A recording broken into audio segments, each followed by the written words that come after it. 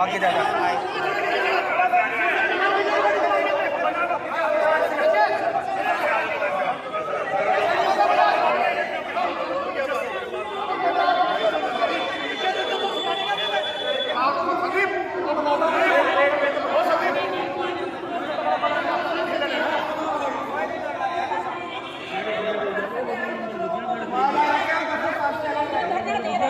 कुछ लोगों को ये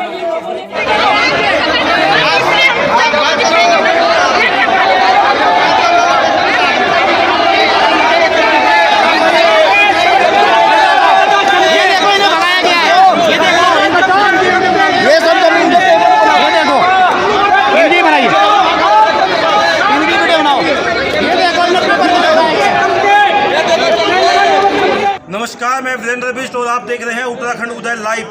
जी हाँ, उत्तराखंड में लगातार पेपरों पर जो सवालिया निशान उठ रहे हैं। पहले पेपर लीक हुए यूके SSSC के बैकडोर एंट्री का आपने जो मामला सुना, और अब है मामला एम्स से जुड़ा हुआ।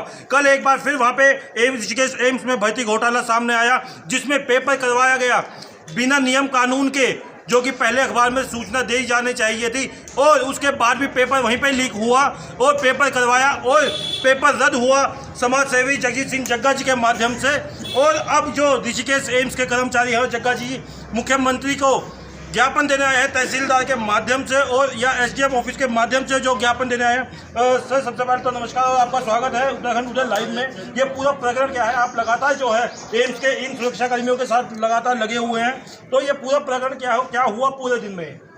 देखिए, सबसे पहले तो मैं उत्तराखंड उदय लाइव का धन्यवाद देना चाहूँगा, जो आप लोग इस खबर को शुरू से ही कवर कर रहे हैं। और जैसा कि हमें देखने को मिल ही रहा है कि उत्तराखंड धीरे धीरे भर्ती घोटालों की तरफ जो बढ़ता जा रहा है, घोटाला प्रदेश बनता जा रहा है। ये बड़ी शर्म की बात है।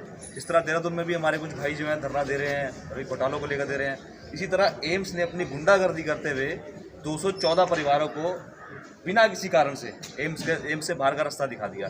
वो लोग अभी धरना दे ही रहे थे कि भाई हमारी गलती बताओ, किस कारण हमें निकाल दिया गया। तो उसमें कारण ये स्पष्ट किया एम्स ने भी और यहाँ के मंत्रियों ने भी और यहाँ के नेताओं ने भी कारण स्पष्ट किया कि अब ये जो है सेंट्रल गवर्नमेंट की पॉलिसी है कि उपनल के थ्रू जो है भर्तियाँ की जाएंगी। उपनल के थ्रू कहते हैं कि एक सरकारी भर्ती है, सरकार के थ्रू ही करी जाएगी। एम्स भी सरकारी, सेंट्रल गवर्नमेंट इसको चलाती है, ऊपर से जो उपनल आया वो भी सरकारी है। अब देखिए, अगर सरकारी भर्ती कहीं पे होनी होती है तो उस भर्ती में हमेशा एक नोटिफिकेशन जारी किया जाता है, क्योंकि सरकारी भर्तियां धांधलेबाजी में कभी नहीं हुआ करती। लेकिन कल उपनल ने एम्स प्रशासन से मिलके DDA की मिलीभुगत से इन्होंने कल वहाँ पर भर्तियाँ करी। 120 से ज़्यादा व्यक्ति जो है इन्होंने अंदर बुलाया, सिविलियन। जबकि हमें यहाँ के जो मंत्री हैं, मंत्री द्वारा भी हमें बताया गया था कि उपनल का मतलब उपनल होता है, उसमें सिविलियन नहीं होते। लेकिन कल 120 सिविलियन की भर्ती चोरी छुपके एम्स प्रशासन की मिलीभुगत से करी जा रही थी। जब हम लोगों को पता लगा, हम लोग स्थानीय लोगों को साथ लेकर और सुरक्षा गार्ड जो है तो इनको साथ लेकर हम लोग वहाँ पहुँचे, तो वहाँ का उनका रवैया इतना खतरनाक रवैया था। वो चाहते थे किसी तरीके से हमारे ऊपर भारी पड़ना।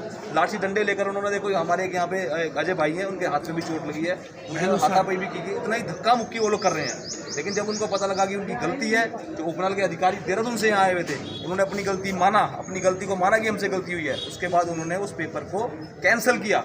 लेकिन हमें कहीं ना कहीं बड़ा दुख हो रहा है देखकर कि हमारी पुलिस क्या कर रही है। हमारी पुलिस सिर्फ मूकदर्शक बनी हुई है, पेपर लीक हो रहा है, धांधलेबाजी चल रही है, और हम पुलिस को ये कह रहे हैं कि आप CCTV को और यहाँ के जो एंट्री रजिस्टर है उनको अपने कब्जे में ले लो। हमने उनको शिकायत भी दी, लेकिन उसके बाद भी उन्होंने अपने कब्जे में नहीं लिए, क्योंकि वो लोग खुद करना चाहते हैं। तो जग्गा भाई, जैसे ही अभी पिछली बार सुनने में आया कि SDM में जो यहाँ पे साहब हैं, उन्होंने कहा था कि सिविलियंस को उनको जो है 2 महीने का टाइम दे दिया गया, और उसके बाद उनको कहा गया कि अब आपको अपनी नौकरी ढूंढिए, आपको जो समय दिया गया था वो पूरा हो चुका है, वही इसमें कुछ नहीं कर सकते। फिर कल दोबारा जो इस पेपर में जो है सिविलियन बैठे हुए थे, लगभग 150 के लगभग लोग थे, वो आप इसके बारे में क्या कहना चाहेंगे? हम तो ये कहना चाहेंगे, यहाँ तो कहीं ना कहीं अधिकारियों को मिसगाइड किया जा रहा है या फिर मिलीभुगत है। 2 ही कारण हो सकते हैं, तीसरा कारण कोई हो ही नहीं सकता। अगर तो मिलीभुगत है, इनको पता है इसलिए चुपचाप से काम चल रहा था। अगर मिलीभुगत नहीं है तो इनको मिसगाइड किया गया, इनको कानूनी कार्रवाई करनी चाहिए उनके ऊपर। तो इन्होंने क्या 120 लोगों की जो 150 लोग थे उनकी सूची, मैंने सुना कि आप मांग रहे थे, क्या वो सूची आपको प्राप्त हुई है अब तक? हम लगातार रात तक एम्स में बैठ के इंतजार करते रहे, सारे साथी बैठे थे, शांतमय तरीके से इंतजार कर रहे थे कि 120 बंदों की सूची जो है हमें उपलब्ध कराई जाए। क्योंकि गेट से जहाँ से एंट्री हुई है, उन्होंने उस एंट्री पे जो रजिस्टर होता है उसको गायब कर दिया एम्स प्रशासन ने। पुलिस से हम लगातार गुहार लगाते रहे शाम तक कि हमें वो दिलवाई जाए, लेकिन नहीं दिलवाई उन्होंने।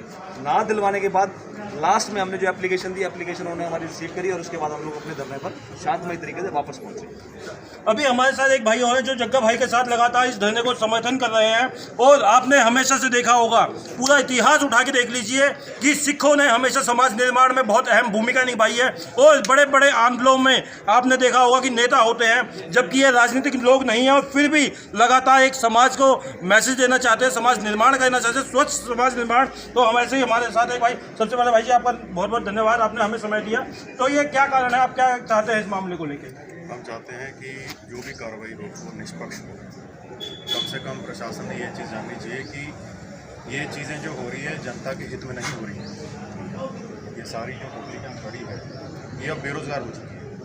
214 लोग नहीं, 214 परिवार सोच के इन्होंने निर्णय लेना चाहिए, ऐसा नहीं होना चाहिए। तो अभी जो धामी जी कहते हैं हमने बहुत सख्त कानून लेके आए हैं कि नकल के विरोध में, तो जब आपको लगता है कि अगर पेपर ही हाथ में होगा तो नकल की आवश्यकता होगी? जहाँ तक नकल की बात है, अब कर जो चीज़ें हुई हैं उससे सारी चीज़ें क्लियर हो जाती हैं कि नकल एक तरफ रह गई है और धांधलेबाजी एक तरफ रह गई है। तो अब क्या लगता है, धांधलेबाजी के लिए लेकर कानून लाना पड़ेगा धामी सरकार को? बिल्कुल लाना पड़ेगा, बिल्कुल लाना पड़ेगा। अगर नहीं लाएंगे तो फिर हमारे जैसे भाइयों के लिए क्या होगा? हम कुछ कर पाएंगे उनके लिए? कुछ ना कुछ तो कर पाएंगे।